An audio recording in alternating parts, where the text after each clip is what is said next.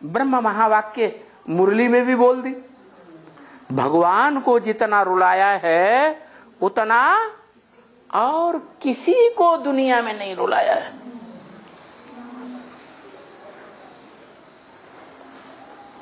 अरे दुनिया कहेगी अरे भगवान भी इनका रोता है? वो भगवान का एक जो रोए। भगवान दुख की दुनिया बनाता है या सुख की दुनिया बनाता है? तो सुख की दुनिया बनाने वाला खुश रहेगा, खुद खुश रहेगा तब तो दूसरों को सुख देगा। खुद ही सुखी नहीं होगा तो दूसरों को सुख देने वाली सुखदायी दुनिया कैसे बनाएगा? है? तो ये तो बात उल्टी हो गई कि भगवान भी रोता है। हाँ, वास्तव में भगवान नहीं रोता है। क्या?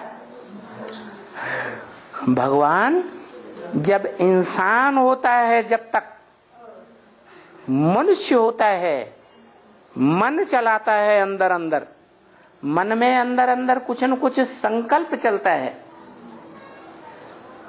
तब ही रोता है। क्या?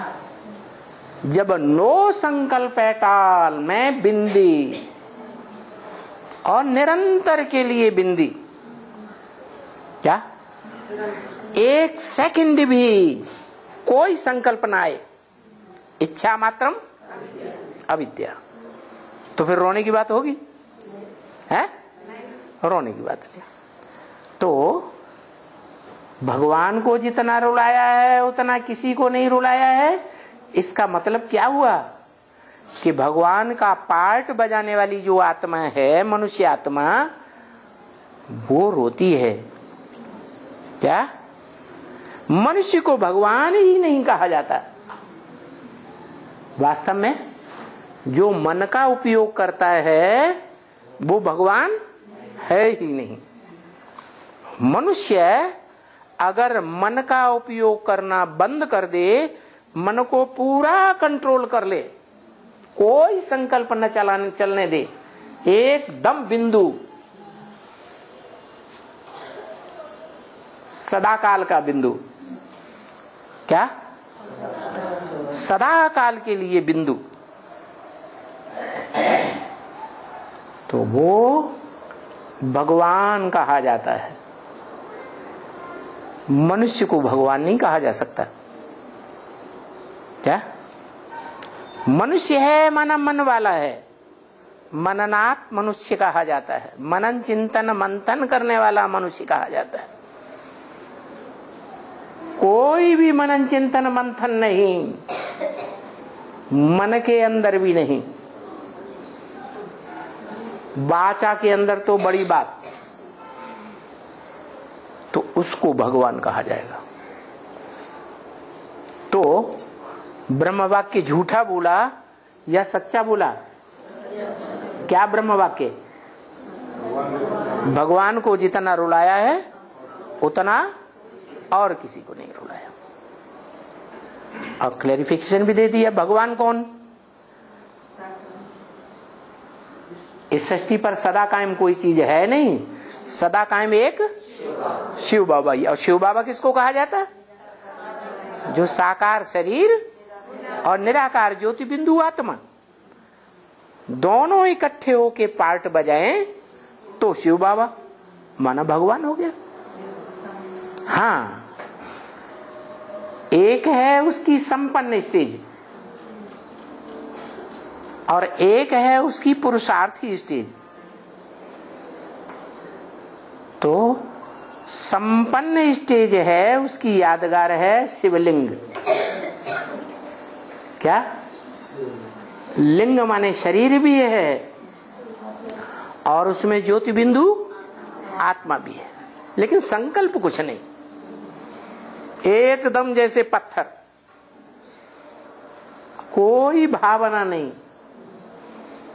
कोई भावना का अतिरेक नहीं। क्या? तो बताया जिसमें कोई भी प्रकार की भावना नहीं रहती, भावना का अतिरेक होता ही नहीं कभी, लेकिन है देहधारी, देह की कर्मेंद्रियों के द्वारा पार्टी भी बजाता है, लेकिन जिन कर्मेंद्रियों से पार्ट बजाता है उसकी, उन कर्मेंद्रियों की स्मृति उसे नहीं रहती, उन कर्मेंद्रियों से वो किसी प्रकार का सुख या दुख अनुभव ही नहीं करता, तो उसको कहा जाता है भगवान। इसलिए गीता में लिखा है कि ऐसा योगनिष्ठ हो, कैसा योगनिष्ठ है? जिसकी कर्मेंद्रियां तो हैं, देह तो है कर्मेंद्रियों वाला, ज्ञानेंद्रियों वाला, लेकिन कर्म करते हुए भी उनका अनुभव न अच्छा अनुभव लेता और न बुरा अनुभव लेता, कर्मेंद्रियों से न सुख भोगता और न दुख भोगता,